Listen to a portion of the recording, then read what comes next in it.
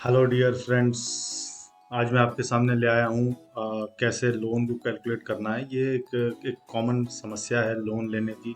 और जिनका finance background नहीं होता उनको ये समझ नहीं आता कि कैसे लोन कैलकुलेट करना है। और इंटरेस्ट रेट कितना होगा, हम टोटल कितना लोन रीपे कर रहे हैं, ये सारी बातें आपको इस वीडियो में जानने को मिलेंगी। तो जैसे कि एक एक सिनेरियो हम सबके जीवन में आता है कभी न कभी, कि हमको कभी पैसों की ज़रूरत पड़ती है कोई एसेट खरीदने के लिए, वो लैंड हो या कार हो। तो मैंने एक एग्जांपल लिया जिसमें कि हमको कार की ज़रूरत है और हमको 10 लाख रुपए की ज़रूरत है जिससे कि हम एक कार खरीद पाएँ। और हमारे पास सफिशिएंट मनी है डाउन पेमेंट देने की। डाउन पेमेंट जो है वो अबाउट जो वो है 20% ऑफ द टोटल वैल्यू। और रिमेनिंग 80% जो है आपको फाइनेंस करानी है। आप किसी बैंक के पास गए और उन्होंने कहा कि हम आपको 8.5% की दर से आपको लोन देंगे जो आपको 5 साल में चुकाना है। तो पहला क्वेश्चन आपके मन में ये आएगा कि अच्छा, मेरी मंथली इंस्टॉलमेंट कितनी होगी इन 5 सालों के लिए। वैसे तो ये फिगर जो है लोन कंपनी आपको प्रोवाइड कर ही देगी, लेकिन फिर भी for your peace of mind और आपको प्रोसीजर भी पता रहना चाहिए कि उन्होंने ये फिगर कैसे कैलकुलेट किया है। तो इस वीडियो में हम इस प्रॉब्लम को सॉल्व करेंगे। दूसरी प्रॉब्लम आपके मन में आ सकती है कि आप एक्चुअली टोटल कितना पे करेंगे over the period of 5 years, principal और इंटरेस्ट अमाउंट मिलाकर। तीसरी प्रॉब्लम ये आएगी कि लेट्स से आप ये एज्यूम करते हैं कि 15वें महीने के बाद आपका शायद कुछ एक मोटा बोनस आने वाला है या मोटा पैसा कहीं से आने वाला है। तो आप जो है एक प्री मैच्योरली इस लोन को क्लोज कर देंगे। तो बैंक जो है आपसे प्री मैच्योर क्लोजर के कितने चार्ज लेगी, है ना। ये एक आपके मन में क्वेश्चन आ सकता है। और प्रॉब्लम नंबर 4 आपके मन में आ सकता है कि should you opt for pre closure after 12th instalment. Let's say कि अच्छा, 12th मैंने एक रैंडम नंबर ले लिया है कि आपके पास मान लो कि 12th इंस्टॉलमेंट में आपके पास एक्स्ट्रा पैसे कहीं से बाहर से आ रहे हैं, आपको बोनस मिला या आपको कोई पहले का पैसा था वो अब वापस मिल रहा है, तो आप इसको लगाना चाहते हो कि ये रैंडम नंबर है। तो ये 4 प्रॉब्लम हम इस केस स्टडी में सॉल्व करने की कोशिश करेंगे। तो मैंने पहले से ही काफ़ी सारा इस पे काम कर दिया हुआ है। तो मैं नंबर्स डालता जाऊँगा और ये जो है एक्सेल शीट फिर से लाइव हो जाएगी, है ना। दूसरा ये कि अच्छा, मैंने इसमें एक फॉर्मूला मैंने यूज़ किया है वो मैंने यहाँ पर लिख दिया है। एफ वी मतलब कि future value is equals to P V मतलब कि present value multiplied by 1+r/n raise to the power n x. अब ये क्या क्या क्या है ये टर्म्स मैं आपको बताता हूँ। फ्यूचर वैल्यू यानी कि फ्यूचर में पैसे की क्या वैल्यू है। आज आप जो 8 लाख रुपए का लोन लेंगे उसकी फ्यूचर में क्या वैल्यू है वो इस फॉर्मूले से मिलेगी। प्रेजेंट वैल्यू 8 लाख की प्रेजेंट वैल्यू आज 8 लाख ही है, तो present value. Rate of interest हमने 8.5 लिया है यहाँ पर। अच्छा, एन एन मतलब कि कंपाउंडिंग पीरियड। हम यहाँ पर मंथली बात कर रहे हैं, मंथली इंस्टॉलमेंट्स की। तो कंपाउंडिंग पीरियड जो है वो 12 मंथ्स का होगा एवरी मंथ। तो एक साल में 12 कंपाउंडिंग पीरियड हो गए। और एक्स जो है वो है नंबर ऑफ ईयर्स। तो नंबर ऑफ पीरियड हो गए 5 टाइम्स 12 तो 60। तो ये हम इसमें इस एक्सेल शीट में डालते हैं ये सारी फिगर्स वैल्यूज और देखते हैं क्या बनता है। अच्छा, तो टोटल मनी नीडेड ये हमको चाहिए 10 लाख, 10,000, 1 लाख, ये हो गया, है ना। तो डाउन पेमेंट हमारे पास ऑलरेडी 20% अवेलेबल है, मैंने बताया। और total financing needed is 8 lakh rupees. तो ये हमको टोटल इसके ऊपर फाइनेंसिंग चाहिए, है ना। और इंटरेस्ट रेट हमने कहा कि हमको 8.5% पे इंटरेस्ट रेट मिल रहा है। नंबर ऑफ ईयर्स हमारे पास हो गए 5। और कंपाउंडिंग पीरियड हो गए हमारे पास 12, क्योंकि ये मंथली इंस्टॉलमेंट चल रही है तो 12। ठीक है। तो उससे हमको ये मिल गई इंस्टॉलमेंट। एक मिनट, ये थोड़ी गलती हो गई यहाँ पर। तो हमको इसको लिखना है इंस्टॉलमेंट टू बी पेड, है ना। तो इंस्टॉलमेंट टू बी पेड कितना आ गया 16,413। ये कैसे आया, इसके लिए फॉर्मूला आपको लगाना पड़ेगा equal to P M T. P M T मतलब कि payment, PMT payment.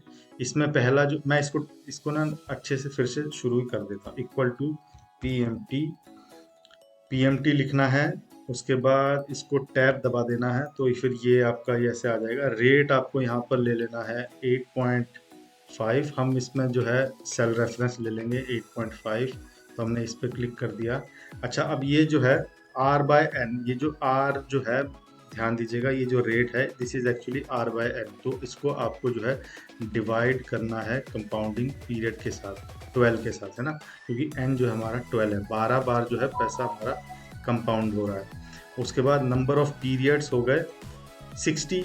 Number of periods मतलब कि 5 साल के लिए हर महीने वो होगा कंपाउंडिंग, तो 5 इंटू 12, तो मतलब कि B11 multiplied by compounding period. ठीक है। उसके बाद प्रेजेंट वैल्यू है, आज आज पैसा हमको आज मिल रहा है 8 लाख रुपए, तो आज जो है पैसे की value minus 8 lakh, 8 lakhs. Minus इसलिए लगाया है क्योंकि देखिए पैसा जो है हमने एज्यूम किया, पैसा एक बार आप देंगे और एक बार आप लेंगे, मतलब जब आपको लोन मिला तब आपने पैसा लिया 8 लाख रुपए, अब जो है आप पैसा हर महीने रिटर्न देंगे। तो मैंने एक कन्वेंशन लिया है कि 8 लाख रुपए जब आपको मिले हैं तब उसको मैंने माइनस कन्वेंशन में लिया है, और जब आप पैसा देंगे तो वो हमको पॉजिटिव फिगर मिलेगा। आप इसका उल्टा भी कर सकते हैं, आप ये एज्यूम कर सकते हैं कि जब पैसा आपको मिला उसको आप पॉजिटिव ले लेंगे। अगर आप इसको पहले मैं दिखाता हूँ, नेगेटिव लिया तो क्या बनेगा। नेगेटिव लिया और ब्रैकेट क्लोज कर देंगे तो ये हमको पॉजिटिव फिगर मिल गई। अब मान लो कि आप इसको नेगेटिव ले लेंगे, है ना। अब मान लो कि आप जो है पैसा जब मिला आपको तो उसको पॉजिटिव ले लिया, तो देखिए आपको जो है अब इतना पैसा नेगेटिव, तो ये आपको नेगेटिव में देना पड़ेगा। अब चूंकि मैंने नीचे सारी कैलकुलेशन इसको पॉजिटिव एज्यूम करके करी थी, तो मैं जो हूँ इसको वापस से नेगेटिव ही कर देता हूँ, है ना। तो ये इसका आपको खास ख्याल रखना है। ख्याल क्या रखना है कि आपको कन्वेंशन बनाना है कि जब आपको पैसा मिला है तो उसको आप नेगेटिव ले लीजिए, तो फिर आप जब फॉर्मूला में इसको डालेंगे तो आपका जो इंस्टॉलमेंट आएगी तो पॉजिटिव में आएगी, तो आपको आगे फिर जो है कैलकुलेशन में इजी होगा। तो मैंने यही किया है। तो आपको जो है इंस्टॉलमेंट जो है वो आपको 16413.23 इतना आपको जो है हर महीने देना है। अच्छा, अब इसके बाद मैंने ये जो टेबल बनाई है इसको कहते हैं एमोर्टाइजेशन टेबल, है ना। इसमें मतलब कि मैंने मंथली ब्रेकडाउन किया है, आपको हर महीने कितना पैसा जा रहा है, आपका प्रिंसिपल अमाउंट कितना बचा, और टोटल अमाउंट आपने कितना दिया, ये सब हम कैलकुलेट करेंगे। अच्छा, तो इसमें 4 कॉलम बनाए हमने। अमाउंट जो हमने आज की डेट में अमाउंट है, फिर इंटरेस्ट इंस्टॉलमेंट कितना दे रहे हैं, और बैलेंस प्रिंसिपल मूलधन में हमारा कितना पैसा बच रहा है। तो 8 लाख रुपए हमारे इनिशियल थे।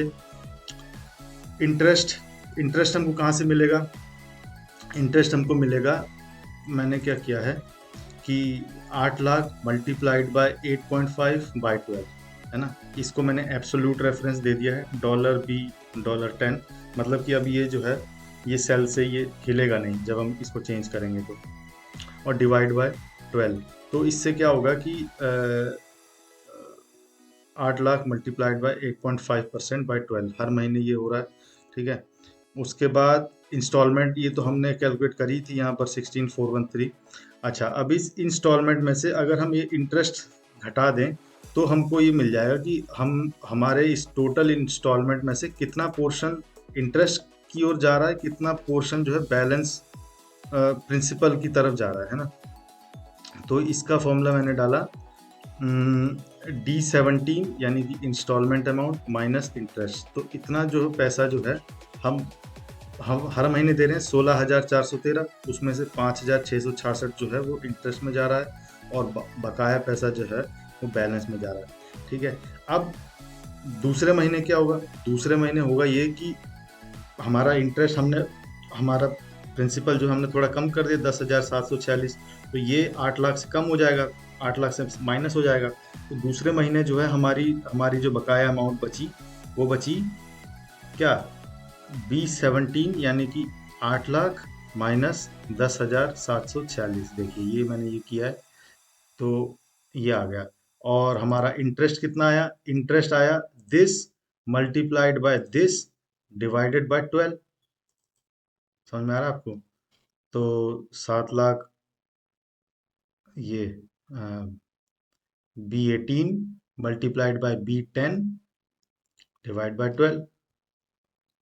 इंस्टॉलमेंट तो ये हमारी फिक्स ही रही हर महीने की, है ना? तो 16,000। अच्छा, अब इंटरेस्ट 16,000 में से इंटरेस्ट कंपोनेंट है 5,590। तो बाकी जो प्रिंसिपल कंपोनेंट बचा वो 10,882 बचा। तो अब हम इसको क्या करेंगे, इस पूरे को ऐसे सेलेक्ट करेंगे और इसको ऐसे, इस अ, इसको पूरा नीचे तक ले लेंगे। तो ये आ गया हमारा, है ना? अब हम इसको वेरीफाई कैसे करें कि हमने जो कैलकुलेशन करी है वो ठीक करी है कि नहीं? तो हमने साइड में क्या किया, प्रिंसिपल अमाउंट डाला। प्रिंसिपल अमाउंट प्रिंसिपल अमाउंट हमको कहाँ से मिलेगा? हमने कितना टोटल पे किया इक्वल टू सम। अगर हम इस अगर हम इस कॉलम को ऐड कर दें तो ये जो है 8 लाख के बराबर होना चाहिए, जो कि हमारा हो रहा है। और हमने इस पूरे प्रोसेस में इंटरेस्ट कितना पे किया, हम क्या करेंगे, इसको डिलीट करेंगे, इक्वल टू सम। और हम इस इंटरेस्ट कॉलम को पूरा जो है ऐड कर देंगे। तो 1,84,000 हमने 1,84,793 रुपए जो है हमने एक्स्ट्रा इंटरेस्ट में दिए। अच्छा, अब इंटरेस्ट जो है प्रिंसिपल का कितना परसेंट था, तो हम क्या करेंगे, equal to interest divide by principal 23%। अगर हम इसका जो है 2 डिजिट में ले लें नंबर्स, तो ऑलमोस्ट तो 23% जो है अमाउंट हमने एक्स्ट्रा दिया है प्रिंसिपल के ऊपर एज अ इंटरेस्ट, है ना? तो पहली problem, what is your monthly instalment for this 5 years, वो हमको यहाँ से मिल गई। How much did you paid actually for financing in for financing how much actually paid how much did you paid actually to the financing company in total. इसमें क्या होगा कि हम जो है इसको पूरा हम टोटल कर देंगे। तो हम इसमें यहाँ पर एक लिख सकते हैं कि total amount paid is equals to sum, और जो है हम इन दोनों को ऐड कर दें तो 9,84,793 जो है हमने टोटल पे किया। अच्छा, you want to prepay all your loan amount after month 15, how much is the premature closure charges? अच्छा, मंथ 15 पे आ जाइए। मंथ 15 ये आ गया, है ना? तो क्या होता है कि प्री क्लोजर चार्जेस, अगर जैसे कि हम यहाँ पर अगर आ जाएं, गूगल में सर्च करें, कार लोन इंटरेस्ट की बात करते हैं मान लो कि, और हम ये HDFC बैंक की साइट में जाते हैं ना, तो यहाँ पर देखिए, यहाँ पर क्या लिखा है, इन्होंने वो दिया है कि अगर आप, इन्होंने काफ़ी सारे वो लिखे हैं, क्लॉज लिखे हैं कि प्री क्लोजर अगर विद इन 1 year होता है तो आपको 6% ऑफ द आउटस्टैंडिंग प्रिंसिपल देना पड़ेगा। तो अभी तक आपको तो यही समझ नहीं आ रहा होगा कि ना आउटस्टैंडिंग प्रिंसिपल कहाँ से निकालेंगे। उन्होंने दूसरी कंडीशन ये लिखी है कि ना 13 से 24 महीने के अंदर अगर आप प्री क्लोज करते हैं तो आपको 5% ऑफ द आउटस्टैंडिंग प्रिंसिपल देनी होगी पेनल्टी। तो लेट्स से कि हम जो है 15वें महीने की बात करते हैं, तो हम 5% के हिसाब से करते हैं कैलकुलेट।